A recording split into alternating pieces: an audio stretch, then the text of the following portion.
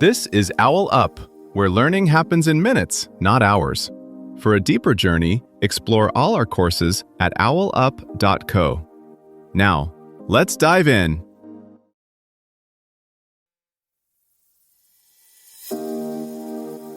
Welcome back to Quantum Wonders. In Chapter 2, titled Entanglement, Spooky Action at a Distance, we're about to unravel one of the most fascinating phenomena in quantum physics. Today, we'll define quantum entanglement and explore how this mysterious connection between particles can challenge our understanding of the universe. So, let's dive in. Einstein once called it spooky action at a distance. Then, experiments proved the spookiness was real. Now, picture two tiny particles on opposite sides of the planet behaving like a single object. No signal, no messenger, just instant, perfect coordination.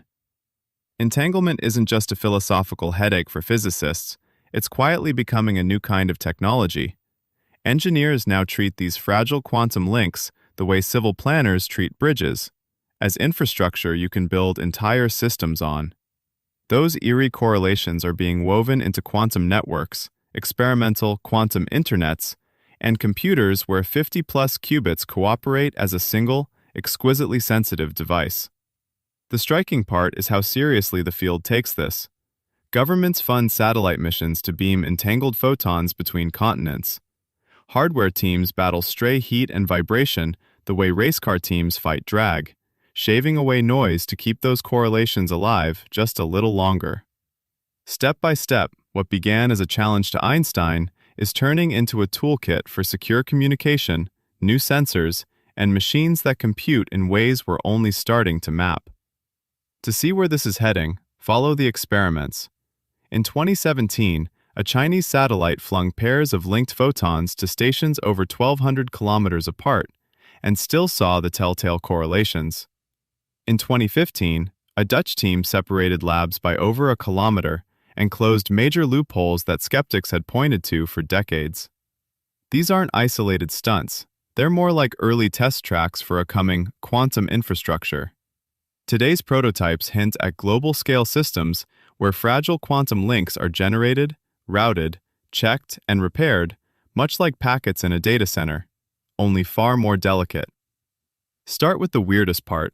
When physicists test entanglement, they don't just see strong correlation, they see patterns that are mathematically impossible for any system obeying local, classical rules.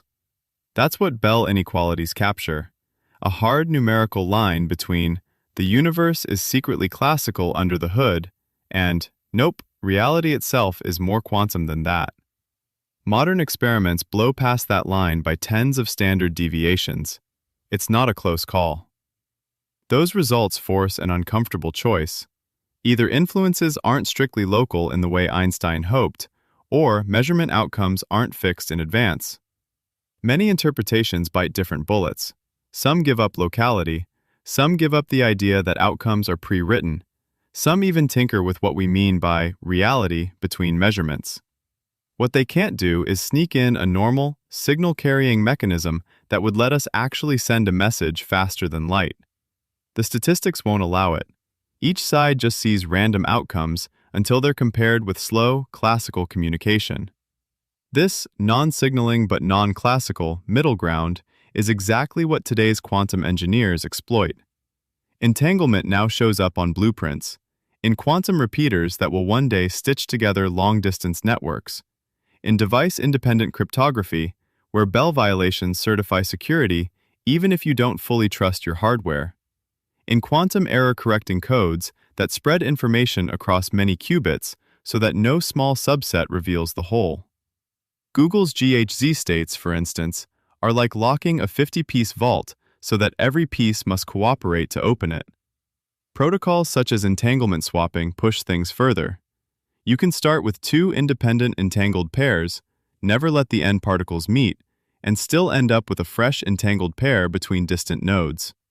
That's the backbone of proposed quantum repeaters, and, eventually, continent-scale networks. The dancers never rehearse together, yet a clever middle step leaves them moving in sync.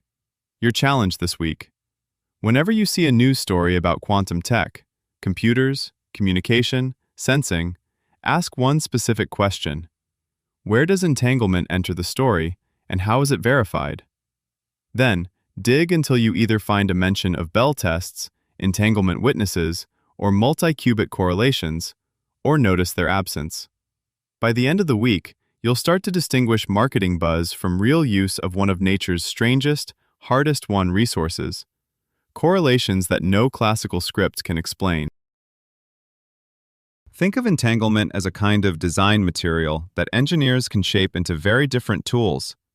In quantum key distribution, labs in Vienna and Beijing already use it to check if a communication line has been disturbed. If an eavesdropper pokes the system, the delicate correlations warp in ways you can spot statistically. In metrology, teams use entangled atoms to build clocks that tick more uniformly than any classical ensemble, squeezing down timing noise beyond standard quantum limits. And in many body physics, researchers create intricate webs of entangled ions or superconducting circuits to emulate exotic phases of matter that don't exist in nature, then tune and probe them like synthetic crystals. Even black hole physics now borrows entanglement as a bookkeeping tool. Theorists track how it's distributed across toy universes to test ideas about information escaping from evaporating holes. In all these cases, the same raw resource is bent into wildly different shapes.